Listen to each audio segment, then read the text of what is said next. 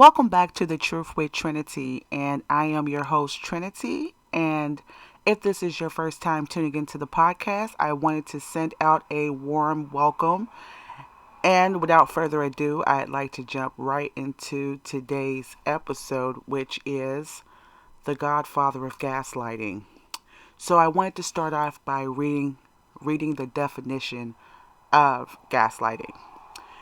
Gaslighting is a form of psychological abuse where a person or group makes someone question their sanity, perception of reality, or memories. People experiencing gaslighting often feel confused, anxious, and unable to trust themselves. Okay, so I wanted to jump right in to my first point about, gaslighting. And it's centered around America and this country and, of course, racial relations. I will start off making a small disclaimer. Not all Caucasian people have this mindset, and um, there's no hate for anybody, but there are also, however, issues that do need to be rectified in this country. And so I definitely have plans to discuss them.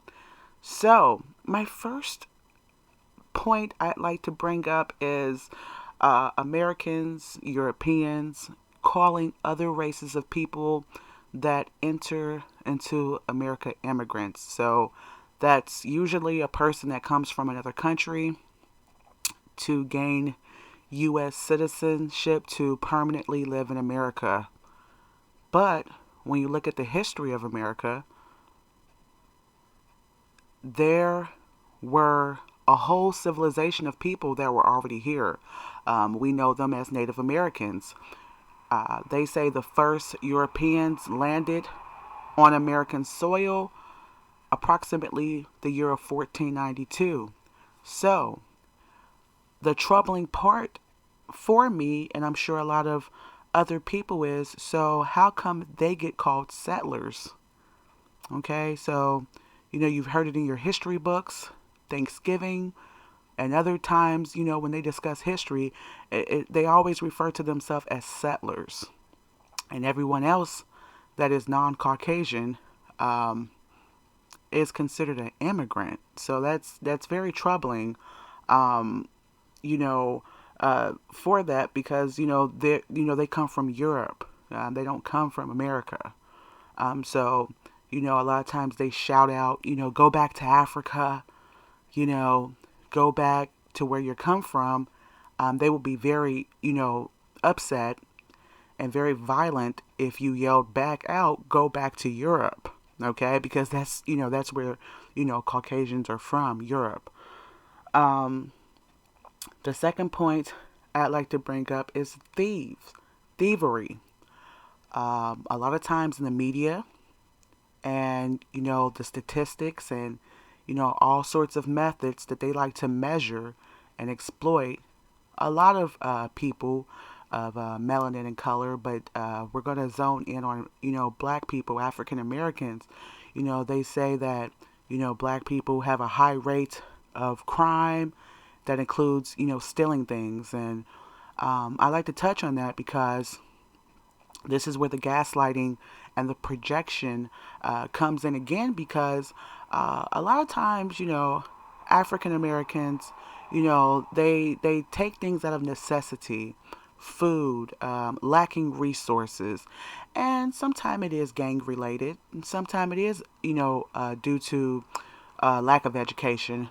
But that's very disheartening to hear those type of statistics coming from a group of people who have a history of thievery, also known as colonization. Let's take a look at colonization. Taking people's continents, land, identity, um,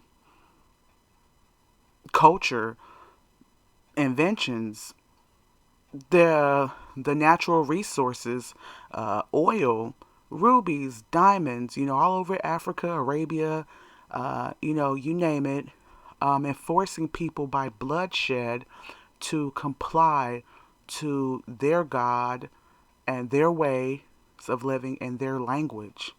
Okay, so it's hard to hear them saying, "Hey, I had to clutch my purse walking down the street." This might be like a Caucasian woman or something. "I had to clutch my purse going down the street because someone dark and mysterious might take my purse or something." It's like that's just gaslighting at its finest. I mean, they're quick to broadcast about the high statistic rates of black people and stealing things, and let's amp up the surveillance in a commercial retail store, but they fail to look in the mirror and call themselves thieves. So that's a lot of projection mixed with gaslighting. Okay, and then the third point I would like to bring up is dirty. A lot of times when you hear of Europeans referring to something, it's dirty, it's black, it's dark, and it's like, okay. And there's a lot of racial undertones with that. Um, Although most will deny it, but it is. And so I want to, go back through history though. When you look at the medieval times, uh, so you're looking at, the 13th century, you know, even beyond that. And you're looking at, when Europeans thought that it was best to take a bath, every month or two. So they didn't even think to bathe every day. And that was because back then their top scholars thought that by taking a bath, it opens up your pores to have increased risk of bacteria entering into the pores, into the bloodstream. So it took an original man, and some may call them Moors. The Moors, had to, educate them on taking a bath every day. Okay, so that's quite interesting. That we're considered dirty, and it was a Aboriginal man that had to tell Caucasians how to take baths. Um, Another thing is, another point I'd like to bring up is the term animalistic. When you look at the U.S. Constitution once again and you look at history, they considered us three-fourth human. And some may also still hold that belief in 2021 that African Americans are three-fourth human. Okay, and I would like to talk about that though. We're considered, as African Americans to be one-fourth animal, three-fourth human. But when you look at the history of those accusing, blacks of this, how they were found in the Caucasus Mountains. This is a mountain that was, in Europe, and how they were found walking on all fours. So not even Homo erectus, not even upright. So all fours, eating raw meat. So, they didn't even have a knowledge of how to cook food to edible temperatures to be able to eat without getting sick. When you look at the fact that they didn't have an English language at first, they didn't, they weren't even speaking a language when they were found in those caves.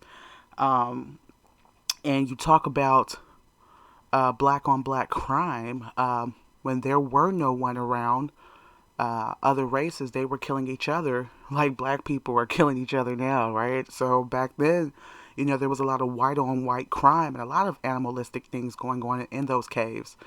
No boundaries for, your brother, sister, father, just all sorts of things that were going on. So I challenged the animalistic three-fourth human, the Neanderthal gene.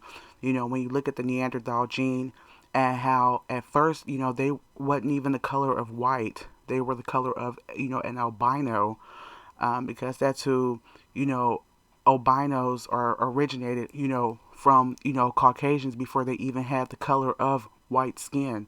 So they were even an undertone more pale than that, and how they did mix their blood with melanated people.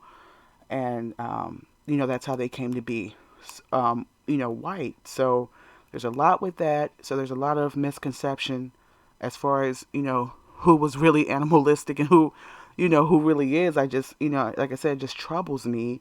And I would like to talk about my next point, which is ignorance. You know, they love to broadcast how urban schools and inner city schools are, um, failing and, but I'd like to challenge that because even in 2021, there are a lot of successful young black men, young black women, getting their air pilot licenses, practicing medicine, becoming doctors, lawyers, and prominent positions in this country, and you don't ever hear about that through the media. Not only that, but when you look at the inventions that African Americans have contributed, I mean, not just the ones where you hear about, George Washington Carver, he, you know, uh, he made the first peanut byproducts, and not just the one when you hear about Thomas Edison and the, traffic light, and, then you hear about, the first African American that invented the open heart surgery.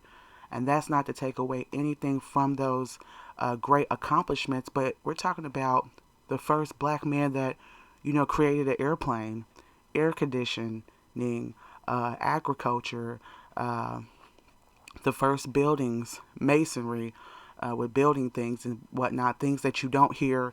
And when you do hear it, there's like a white face up to those accomplishments and inventions, even with medicine, science, even with the way we bury people, that comes from, the Egyptians and, their mummification. And we practice a lot of that even today in our Western world society, it's contributed to black men and women. And you don't hear that. Okay. So a lot of what Europeans do is they take the identity, take the inventions, they have the money over in this country, for, several hundred years, and they slap their face on it. And they take the invention from there. They take the recipe or whatever, and they run with it and say, hey, I invented it. You didn't, I did. And it's just like that's, it's very sickening, really. So my point of bringing that up is the fact that, we as black people, we're very strong, we're very intelligent. It's not best for us to listen to what others have to say about us because they're not going to listen to what you have to say about them. You couldn't tell a European anything. You can't tell them like the things that I'm talking about right now. They'll call me a liar and be ready to, shoot me at will, but it's the daggone truth. And I think we need to adopt some of that as black people. We should know who we are. And if we don't know who we are, we need to find out who we are. Okay. And we need to replace what we've been taught about ourselves with the proper knowledge of who we are.